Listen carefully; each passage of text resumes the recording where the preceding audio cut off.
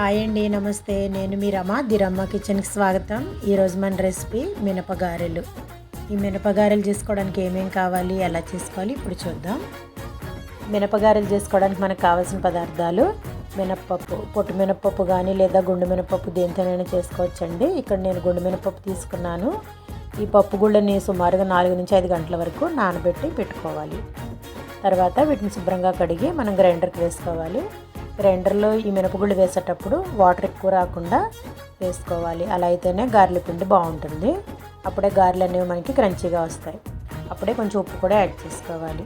ఇప్పుడు గారెలు వేసుకోవడానికి ఒక మూకుడు పెట్టుకొని దానిలో డీప్ ఫ్రై సరిపడా ఆయిల్ వేసుకోవాలి. ఈ ఆయిల్ వేడయ్యేలోపు మనం రుబ్బి పెట్టుకున్నటువంటి పిండిలో జీలకర్ర వేసుకోవాలి. ఇక్కడ నేను ఉల్లిపాయలు పచ్చిమిర్చి వేయట్లేదండి, ఓన్లీ జీలకర్ర ఒకటే యాడ్ చేస్తున్నాను. జీలకర్ర వేసి ఒకసారి బాగా కలుపుకోవాలి. గారెలు ప్రిపేర్ చేసేటప్పుడు ముందుగా మనం వాటర్లో తడి చేసుకొని గారెలు వేసుకుంటే బాగా వస్తాయి.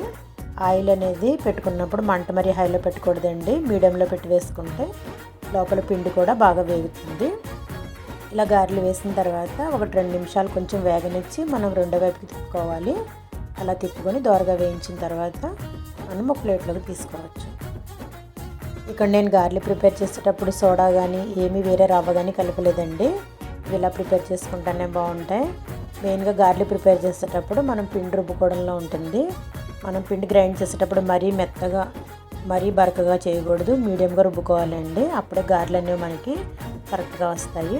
ఇలా రెడీ అయినటువంటి గారెలని కొత్తిమీర టమాటా చట్నీతో సర్వ్ చేసుకుంటే బాగుంటాయి. కొత్తిమీర టమాటా చట్నీ ఆల్రెడీ నేను వీడియో అప్లోడ్ చేశానండి, దాని లింక్ నేను డిస్క్రిప్షన్లో ఇస్తాను. ఈ రోజుకైతే ఇంతేనండి. మరిన్ని రెసిపీస్తో ది రమ్మ కిచెన్లో మళ్ళీ కలుద్దాం. బాయ్ అండి.